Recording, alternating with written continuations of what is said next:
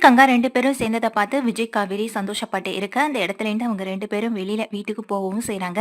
"என்ன காவேரி, உன் அக்கா எப்போதுமே ரொம்ப கோவமா தான் இருப்பாங்கன்னு பார்த்தா, ஆனா இப்ப ரொமான்டிக் அக்காவா மாறிட்டாங்களேன்னு" எங்க கார்ல போகும்போதே காவேரி கிட்ட கங்காவ பத்தி புகழ்ந்து பேசிக்கிட்டே போறாங்க. ஆனா காவேரி முகம் சரியே இல்ல. இவர் எதுக்காக நம்ம கிட்ட அம்மா அம்மா முன்னாடியும், அக்கா முன்னாடியும் அம்மா மேல அன்பா இருக்க மாரி நடந்துக்கிறாருன்றதான் நமக்கு புரியவே இல்ல நெனச்சு, இங்க உட்கார்ந்தே இருக்காங்க. அதுக்குள்ள வீடும் வந்துருது. வீட்ல போய் இறங்குற காவேரி, இங்க திரும்பி கூட பார்க்காம, விஜய பார்க்காம போயிட்டே இருக்காங்க. அத நின்னு பார்த்துக்கிட்டு இருக்க விஜய், "உன்னோட கோவம் என்னன்னு எனக்கு புரியுது. ஆனா, இது ஒரு சின்ன சர்ப்ரைஸ் தான். இத பார்க்க கூட எனக்கு ரொம்ப அழகாவும், அதே நேரம் ரசிக்கிறதுக்கும் ஆசையா தான் இருக்கு. நீ என் மேல எவ்ளோ பொசசிவ்னஸா இருக்கன்னு பார்க்கறதுக்கு, நான் என் கண்ணு 2யும் குடுத்து வச்சிருக்கணும்." அப்படின்னு சொல்லிட்டு இங்க பார்த்து ரசிச்சுட்டே தான் இருக்காங்க. காவேரியோட ஒவ்வொரு செய்கையும். ஆனா, காவேரி படுற கஷ்டத்த மட்டும் இங்க அவர் புரிஞ்சுக்கவே மாட்றாரு. காவேரி வீட்டுக்குள்ள போயிடுறாங்க. அப்ப தாத்தா வராங்க. "என்னப்பா என்னாச்சு?" அப்படின்னு சொல்லி கேட்க, "ஒண்ணும் இல்ல தாத்தா.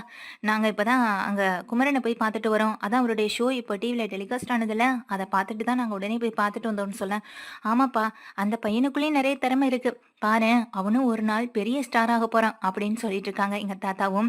"கண்டிப்பா தாத்தான்னு" சொல்லும்போது, "அதுல முக்கியமா உனக்கும் ஒரு பங்கு இருக்கு. ஏன்னா, அந்த பையனுக்கு நீ தான் அதிகமா சப்போர்ட் பண்ணியிருக்க." அப்படின்னு சொல்லி எங்க விஜய பாராட்டவும் செய்ய, "அதெல்லாம் விடுங்க தாத்தா. சரி வெண்ணிலா எங்கன்னு?" சொல்லி கேட்க, "வெண்ணிலாவா?" அப்படின்னு எங்க தாத்தா முகம் மாறுது. "என்ன தாத்தா?" அப்படின்னு கேட்குறாங்க. "வெண்ணிலா உள்ளதான்ப்பா இருக்கா. அவ இப்பதான் சாப்பிட்டுட்டு மாத்திரை போட்டு தூங்குறான்னு" சொல்றதும், "சரி தாத்தா, அப்ப அவ தூங்கட்டும், நான் வெளியே கிளம்புறேன்னு" சொல்லி எங்க விஜய் வேகமா வெளியில கிளம்பி போகவும் செய்றாங்க. கூடவே காவேரியும் எங்க விஜய் கூட ஆஃபீஸ்க்கு போறாங்க. ஆஃபீஸ்க்கு போன கொஞ்ச நேரத்திலேயே எங்க வீட்டுக்கு வந்துட்டு ஒரு பார்சல் வருது. "என்ன இது?" அப்படின்னு தெரியாம எங்க தாத்தா ரொம்ப தயங்கி போயிருக்காங்க. அந்த பார்சல்ல எங்க ஆசிரமத்திலேருந்து வந்ததாவும் எழுதியிருக்கு. "என்ன இது ஆசிரமத்திலேருந்து வந்திருக்கு? நமக்கு ஒரு ஃபோன் கூட பண்ணாம அனுப்பியிருக்காங்களேன்னு" தாத்தா அந்த பார்சலை எடுத்து பார்க்குறாங்க. சரி விஜய் வரட்டும். விஜய்க்கு பேர் தான் போட்டு வந்திருக்கு. சரி விஜய்ட்ட குடுப்போம்ன்னு சொல்லி வெயிட் பண்ணிட்டு இருக்காங்க தாத்தாவும். எங்க தாத்தா பார்த்துட்டு உட்காந்துட்டே இருக்காங்க. பாட்டி வந்து கேட்குறாங்க, "என்ன இதுன்னு?" "இல்லப்பா, அது நம்ம விஜய்க்கு வந்திருக்கு. விஜய் வந்துரட்டும்ன்னு" சொல்லி வெயிட் பண்ணிட்டு இருக்காங்க. விஜயும் காவேரியும் ஆஃபீஸ் விட்டு வீட்டுக்கு வராங்க. வீட்டுக்கு வந்த கையோட விஜய் கையில எங்க தாத்தா குடுக்குறாங்க. "இந்தாப்பா விஜய், உனக்கு தான்ப்பா ஆசிரமத்திலேருந்து பார்சல் வந்திருக்கு. நீ அந்த ஆசிரமத்துக்கு நெறைய பண்ணியிருக்கல்ல. நெறைய ஹெல்ப் பண்ணியிருக்க, பண உதவி பண்ணியிருக்கல்ல. ஒருவேளை உனக்கு ஏதாவது அவங்க அனுப்பியிருப்பாங்க போல. நானும் சரி உன்னிட்டே குடுக்கலான்னு வெயிட் பண்ணிட்டு இருந்தேன்னு" சொல்றாங்க. "அட என்ன தாத்தா, இத நீங்களே பிரிச்சு பார்த்துருக்கலாமேன்னு" சொல்லி காவேரி முன்னாடியே அந்த பார்சல பிரிக்கிறாங்க. அதுல இருந்து ஃபோட்டோஸ் நெறைய கொட்டுது. அப்புறம் இங்க வெண்ணிலா கூட அவங்க வெண்ணிலா குடுத்த கிஃப்ட், கிரீட்டிங் கார்ட்ஸ் இது எல்லாமே அந்த பார்சல்லேருந்து கொட்டுது. இத பார்த்து காவேரி அதிர்ச்சி ஆகுறாங்க. விஜயும் ஒரு நிமிஷம் ஷாக் ஆயி கீழ கிடக்கிற ஃபோட்டோஸ் எல்லாத்தையும் எடுத்து பார்க்குறாங்க. இத பார்த்தவங்களுக்கு இன்னும் பேரதிர்ச்சியா இருக்கு. ஏன்னா, இங்க வெண்ணிலாவ திருமணம் பண்ண மாதிரியான ஒரு ஃபோட்டோவ யாரோ எடிட் பண்ணி, அழகா அத பார்சல் பண்ணி அனுப்பியிருக்காங்க. இப்போ இந்த ஃபோட்டோஸ் எல்லாம் பார்த்ததுக்கு பிறகு ரொம்ப அதிர்ச்சியாகுறாங்க விஜயும். கூடவே நிக்கிற எங்க காவேரிக்கு இத பார்த்ததுக்கு அப்புறம் இன்னும் பெரிய அதிர்ச்சியா இருக்கு. இங்க காவேரி ஏக்கத்தோட பார்க்குறாங்க. விஜயும் பார்த்துட்டே இருக்காங்க. காவேரியும் பார்க்குறாங்க. "என்னப்பா இருக்கு அதுலன்னு?" சொல்லி எங்க தாத்தா, பாட்டின்னு எல்லாரும் வாங்கி பார்க்கும்போது, இங்க கல்யாணம் பண்ண மாரியான ஃபோட்டோ இருக்கிறத பார்த்து, "என்னப்பா விஜய் இது? யாருப்பா இதெல்லாம் இப்படி பண்ணதுன்னு?" சொல்லி இங்க கேட்க, "அதான் தாத்தா எனக்கும் புரியல. காவேரி நீ நினைக்கிற மாரி ஒண்ணும் இல்ல. எனக்கும் வெண்ணிலாவுக்கும் கல்யாணம்லாம் ஆகல. இது யாரோ வேணும்னு பண்ண ஒரு விஷயம் தானே." எங்க விஜய் வந்து அழுகாத குறையா காவேரிய பார்த்து பேசவும் செய்ய, காவேரி அந்த அதிர்ச்சியில இருந்து மீள முடியாம ஃபோட்டோவ பார்த்தபடியே நின்னுட்டு இருக்காங்க. அந்த நேரத்துல அஜய், ராகினின்னு சொல்லி எல்லாருமே வந்து பார்க்கவும் செய்ய, "என்னண்ணே இது? எங்களுக்கு தெரியாம எப்பண்ணே இது நடந்துச்சு? அப்போ காவேரி அன்னைக்கு முன்னாடியே நீங்க வெண்ணிலாவ கல்யாணம் பண்ணிட்டீங்களான்னு?" அஜய் கேட்க கேட்க இங்க பயங்கர கோவம் வருது. "டேய் வாய மூடிட்டு சும்மா இரு. இதை யார் பார்த்த வேலை என்ன ஏதுன்னு நான் கண்டுபிடிக்காம விட மாட்டேன்னு" சொல்ல, "கையும் களவுமா மாட்டினதுக்கு பிறகு எதுக்கு விஜய் இப்படி சமாளிக்கிறீங்க? அதான் காவேரிக்கு முன்னாடியே இங்க வெண்ணிலாவ கல்யாணம் பண்ணிட்டீங்கன்னு நல்லாவே தெரியுதுன்னு" சொல்லி ராகினி சொல்ல, விஜய்க்கு சந்தேகம் வருது. இது 2 பேரோட வேலையா தான் இருக்கும். "உண்மைய சொல்லுடா, நீ தானே பண்ணன்னு" சொல்லிங்க அஜயோட சட்டையை பிடிச்சு ரொம்ப கேள்வி கேட்க, "அண்ணா நானே இப்பதானே நான் வீட்டுக்குள்ள வரேன். எனக்கு எப்படின்னு தெரியும்னு" சொல்ல, "நீ தாண்டா பண்ணியிருக்கணும். இங்க வெண்ணிலாவை என் வாழ்க்கைக்குள்ள திரும்பவும் கொண்டு வந்தது நீ தானே. திரும்ப என் வாழ்க்கையில வந்தா என்னென்ன பிரச்சனை நடக்கும்னு தெரிஞ்சுதான் நீ கூட்டிட்டு வந்திருக்க. அப்படிப்பட்ட நீ இதை செஞ்சிருக்க மாட்டேன்னு என்னடா நிச்சயம்? நீ அந்த பசுபதி கூட சேர்ந்துதான் இப்படிப்பட்ட வேலையை பார்த்திருப்ப. உண்மையை சொல்லுடான்னு" சொல்லி இங்க அடிக்கிறாங்க. "கொஞ்சம் இருக்கீங்களா? எதுக்கு தேவையில்லாம வேலை பார்த்துட்டு இருக்கீங்க? நாங்க தான் பண்ணோம்னா நாங்க தான் பண்ணோம்னு நேரடியாவே சொல்லிட்டு போயிடுவோம். ஆனா இதை பண்ணணும்ன்ற அவசியம் எங்களுக்கு கிடையவே கிடையாது. வெண்ணிலாவை எங்க காவேரியை கூட்டிட்டு வந்து வீட்டுல வச்சிருக்கா. இந்த நேரத்துல நாங்க எதுக்காக இப்படிப்பட்ட போட்டோலாம் எடிட் பண்ணணும்? இதை பார்க்கும்போது எடிட் பண்ண போட்டோ மாதிரியா இருக்கு. உண்மையிலேயே உங்களுக்கு கல்யாணம் ஆன மாதிரி மாதிரியான போட்டோஸ் தான் இது அப்படின்னு சொல்றாங்க. இத பார்த்து இங்க விஜயும் அதிர்ந்து நின்னுட்டே இருக்காங்க. ராகினி சொல்றதுல பொய் இல்ல. அவ உண்மைதான் பேசுறான்றது எங்க காவேரிக்கும் புரியுது. அப்புறம் எப்படி இந்த போட்டோஸ் எல்லாம்ன்ற மாதிரி காவேரியும் அந்த அதிர்ச்சியிலேருந்து மீள முடியாம நின்னுட்டே இருக்காங்க. காவேரி இது எதுவும் உண்மை இல்ல காவேரி. நீ என்ன நம்பு காவேரின்னு சொல்லி காவேரி கைய பிடிச்சிட்டு கெஞ்சுறாங்க விஜய். அப்பயும் எதுவுமே பேசாம அமைதியாவே நின்னுட்டு இருக்காங்க. உள்ள இருக்க வெண்ணிலாவை நானே கூட்டிட்டு வரேன். அவகிட்ட சொல்றேன். எனக்கும் அவளுக்கும் கல்யாணம் ஆகல. ஒருவேளை கல்யாணம் ஆயிருந்தா நீ அவகிட்டே கேட்டுக்கோ அப்படின்னு சொல்லி காவேரி வெண்ணிலா வந்துட்டு கூட்டிட்டு வரதுக்காக உள்ள போறாங்க. உள்ள போய் வெண்ணிலாவை வந்து கூட்டிட்டு வராங்க.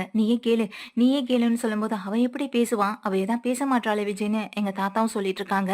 இல்ல தாத்தா, இது எதுவுமே எனக்கு தெரியாது. இந்த கிரீட்டிங் கார்ட்ஸ் இது எதுவுமே வந்து நான் லவ் பண்ண நேரத்துல கொடுத்ததான். ஆனா இந்த போட்டோஸ் மட்டும் உண்மையே கிடையாது தாத்தா. இதுல எனக்கும் இங்க வெண்ணிலாவுக்கு கல்யாணம் ஆகவே இல்ல தாத்தா அப்படின்னு சொல்றாங்க. இதை கேட்டீங்க தாத்தாவும் எங்களுக்கு உன்னை பத்தி தெரியாதாப்பா விஜய்ன்னு சொல்ல, காவேரியை பாருங்க தாத்தா எதுவுமே பேச மாட்டா, என்கிட்ட ஒரு வார்த்தை கூட பேசாம அமைதியாவே நின்னுட்டு இருக்கா தாத்தான்னு சொல்லும்போது எங்க காவேரி வெண்ணிலாவை பாக்குறாங்க. வெண்ணிலாவை பார்த்து முறைக்கிறாங்க. இங்க வெண்ணிலாவை பிடிச்சு உண்மையை சொல்லு வெண்ணிலா, இங்க இது எல்லாமே பண்ணது நீதானே அப்படின்னு சொல்லும்போது, ஏய் காவேரி, என் மேல இருக்க கோவத்தை எதுக்காக வெண்ணிலா கிட்ட காட்டுற? அவளே உடம்பு முடியாம இறந்துகிட்டு இருக்கா, இந்த நேரத்துல நீ எதுக்கு அவகிட்ட கோவத்தை காட்டுறன்னு எங்க காவேரி கிட்ட கேக்குறாங்க. காவேரியும் கொஞ்சம் அமைதியா இருக்கீங்களா? எனக்கு தெரியும் நீங்க எப்படி எப்படி என்கிட்ட பழகுனீங்க, எந்த மாதிரி இருப்பீங்கன்றது எனக்கு நல்லாவே தெரியும். நிச்சயமா சொல்றேன், இந்த மாதிரி விஷயத்த நீங்க பண்ணிருக்கவே மாட்டீங்க. உங்க மேல நம்பிக்கை இல்லாமலாம் இல்ல, ஆனா இந்த விஷயத்தை யார் பண்ணாங்கன்றது எனக்கு நல்லா தெரியும்னு சொல்லும்போது இங்க வெண்ணிலா அப்படியே அதிர்ந்து போய் பார்த்துட்டே இருக்காங்க. உண்மையை சொல்லு வெண்ணிலா அப்படின்னு எங்க காவேரி கேட்க கேட்க, இப்ப நீ சொல்றியா இல்ல நீ பேசின விஷயம் எல்லாத்தையுமே நான் இப்ப எல்லார்கிட்டையும் போட்டு காட்டாவான்னு சொல்ல, என்ன காவேரி சொல்றேன்னு தாத்தா அப்புறம் விஜய்னு எல்லாரும் ஆச்சரியத்தோட கேட்கவும் செய்ய, அப்பதான் காவேரி சொல்றாங்க, வெண்ணிலாவுடைய ரூம்ல காலையிலயும் ஒரு சத்தம் கேட்டுக்கிட்டே இருந்தது. அவங்க யார்கிட்டயே பேசுறாங்கன்றத மட்டும் நான் தெரிஞ்சுக்கிட்டேன். ஆனா நான் உள்ள போகும்போது எதுவுமே தெரியாம அவங்க அமைதியா இருந்ததையும் நான் பார்த்தேன். எனக்கு அவங்க மேல சந்தேகம் இருந்ததுனால தான் உள்ள போனேனா, அப்பவே என்னுடைய ஃபோன் கேமராவை இவங்களுக்கே தெரியாம ஆன் பண்ணி வச்சுட்டு தான் நான் வெளியில வந்தேன். வெளியில வந்த கொஞ்ச நேரத்துல திரும்பவும் அவங்க யார்கிட்டயே பேசுற மாதிரி தான் இருந்தது. இப்பதானே தெரியுது இதுக்கு எல்லாத்துக்கும் பின்னாடி இவங்க தான் இருக்காங்கன்னு. ஆசிரமத்துக்கு ஃபோன் பண்ணி அங்க இருக்க தன்னோட ஆட்கள் மூலமா இது எல்லாத்தையும் ரெடி பண்ணி வீட்டுக்கு அனுப்புனது மட்டும் இல்லாம, இது மூலமா பிரச்சனை வர வைக்கணும், உங்களுக்கு எனக்கு பிரச்சனை வந்து நான் உங்ககிட்ட இருந்து பிரச்சனை பண்ணி தனியா போகணும், உங்களை விட்டு பிரியணும், அதை காரணமா வச்சு இங்க வெண்ணிலா அவங்க கூட சேரணும். இதுதான் இந்த வெண்ணிலாவுடைய பிளானே அப்படின்னு எங்க காவேரி சொல்றது மட்டும் இல்லாம தன்னுடைய போன்ல இருக்க வீடியோ ஆதாரத்தை எடுத்து எங்க விஜய்கிட்ட காட்ட, விஜய் இதை பார்த்து பெரிய அதிர்ச்சி ஆகுறாங்க. இது எல்லாம் உண்மைதான்ற மாதிரி எங்க தாத்தாவும் பாக்குறாங்க. ஏன் ராகினிக்கும் அஜய்க்கும் கூட அதிர்ச்சியா இருக்கு.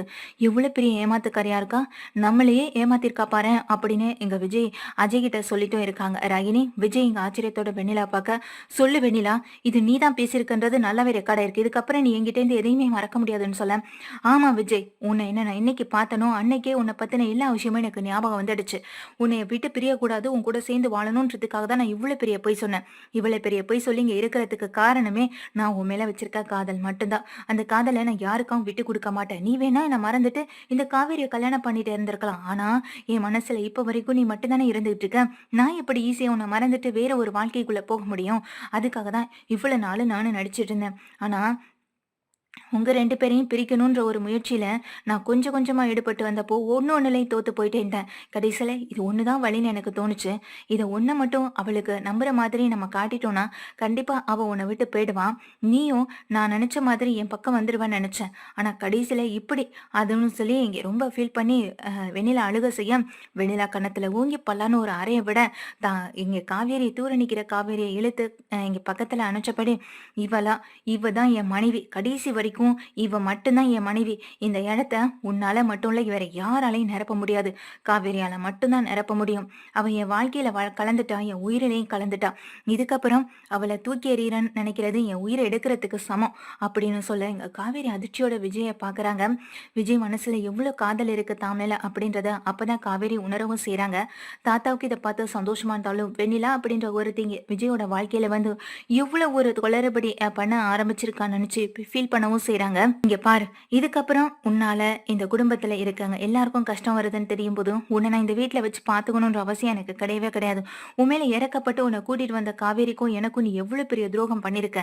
என்னை அடையிறதுக்காக காவேரி என்கிட்ட இருந்து பிரிக்கணுங்கிறதுக்காக எவ்வளவு கீழ்த்தரமான வேலையை பார்த்த நீ இந்த வீட்டுல ஒரு நிமிஷம் கூட இருக்கக்கூடாது, இப்பவே இந்த வீட்டை விட்டு வெளியில போன்னு சொல்லி எங்க கழுத்தை பிடிச்சு வெளியில தள்ளுறத அங்க வீட்டுக்கு வெளியில நின்று சாரதா கங்கா குமரன்னு எல்லாரும் பார்த்துட்டு ஓடி வந்ததுக்கு பிறகுதான் அவங்களுக்கே விஷயம் தெரியுது. தெரிஞ்ச பிறகும் விடுங்க தம்பி, அது இந்த நேரத்துல இந்த பொண்ணு எங்க போவான்னு தான் சாரதா சொல்றாங்க. இல்ல அத்தை, இதுக்கப்புறம் இந்த வீட்ல ஒரு நிமிஷம் கூட இருக்கக்கூடாது. காவேரியை என்னைக்கும் அழக்கூடாது, அவளை பத்திரமா பார்த்துக்கணும்னு தான் நான் நினைக்கிறேன்.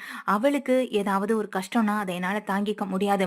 அவ அழுகுதான் என் உயிரை என்னை விட்டு போற மாதிரி இருக்கும். நீ அழுகாத காவேரின்ற மாதிரி காவேரியை பார்த்துட்டு இவ இருக்கக்கூடாதுன்னு சொல்ல, அத்தை நீங்க கூட்டிட்டு வாங்கன்னு குமரன் சொல்றாங்க. இன்னைக்கு ஒரு நைட் நம்ம வீட்டுல இருக்கட்டும், நாளைக்கு ஏதாவது பார்த்துக்கலான்னு எங்க குமரன் சொல்லும்போது எங்க வெண்ணில முறைச்சு பார்த்தபடி நிக்க இங்க சாரதா தான் கூட்டிட்டு போறாங்க. வேற வழியில பொண்ணா இருக்காளே, என்னதான் நம்ம பொண்ணுக்கு துரோகம் பண்ணாலும் நம்மளும் 4 பொண்ணுங்களை வச்சிருக்கோம். இந்த நேரத்துல இந்த பொண்ணு வேற வெளியில எங்க போய் கஷ்டப்படுவா, நான் கூட்டிட்டு போறேங்க ஐயான்னு எங்க தாத்தாட்ட சொல்லிட்டு சாரதா தான் கட்டாயப்படுத்தி அந்த வீட்டுக்கு கூட்டிட்டு போகவும் செய்றாங்க. வீட்டுக்கு கூட்டிட்டு போனதுக்கு பிறகு சாரதா எங்க வெண்ணிலா கிட்ட பேசுறாங்க. ஏமா உனக்கு இந்த மாதிரி எண்ணம்? அன்னைக்கு உன் வாழ்க்கையில ஏதோ பிரச்சனை ஆகி இந்த மாதிரி நீ அந்த தம்பியை விட்டு பிரியிற மாதிரியான ஒரு நிலைமை வந்தது. ஆனா ஏன் பொண்ணு இப்படிப்பட்ட ஒரு கல்யாணத்தை பண்ணிக்கிட்டு இப்ப கொஞ்ச நாளைக்கு முன்னாடில இருந்து தான் சந்தோஷமா வாழ ஆரம்பிச்சிருக்கான். நீ எதுக்குமா தேவையில்லாம அவ வாழ்க்கையில குறுக்க வரேன்னு சொல்லி கேக்குறப்போ, உங்களுக்கு உன் பொண்ணு வாழ்க்கை முக்கியம்னா எனக்கு ஏன் வாழ்க்கை முக்கியம். இவன் இங்க விஜயால என் அம்மா அப்பான்னு எல்லாரையும் இழந்து அனாதையா நிக்கிற எனக்கு விஜய் மட்டும்தானே ஆறுதலா இருக்க முடியும். இதை ஏன் யாருமே புரிஞ்சுக்க மாட்டீங்க? வேணா காவேரி ஒரு பக்கம் வாழ்ந்துட்டு போகட்டும், நான் ஒரு பக்கம் வாழ்ந்துட்டு போறேன்னு சொல்ல, உனக்கு இதை பேச அசிங்கமால? நீ ஒரு பொண்ணா இருக்கிறனால தான் உன்னை இந்த வீட்டுக்குள்ள கூட்டிட்டு வந்து இப்ப வரைக்கும் உனக்கு புத்திமதி சொல்லிட்டு இருக்கோம். இதுவே இந்த இடத்துல வேற யாராவது இருந்திருந்தா நடந்திருக்க விஷயமே வேறன்னு எங்க கங்கா திட்டவும் செய்றாங்க. யார் என்ன சொன்னாலும் கேட்காத மனநிலைமையில எங்க வெண்ணிலா இருக்கவும் செய்ய, இதுக்கெல்லாம் வேற என்னதான் தீர்வுன்ற மாதிரி எங்க சாரதா இருந்துட்டு இருக்காங்க. அங்க வீட்டுல இருக்க காவேரி கிட்ட, உன்னை என்னைக்குமே விட்டுற மாட்டேன்டி, இங்க வெண்ணிலாவுக்காக உன்னை விட்டுருவேன் நினைச்சல, அப்படியெல்லாம் எதுவுமே நம்ம வாழ்க்கையில நடந்துராது.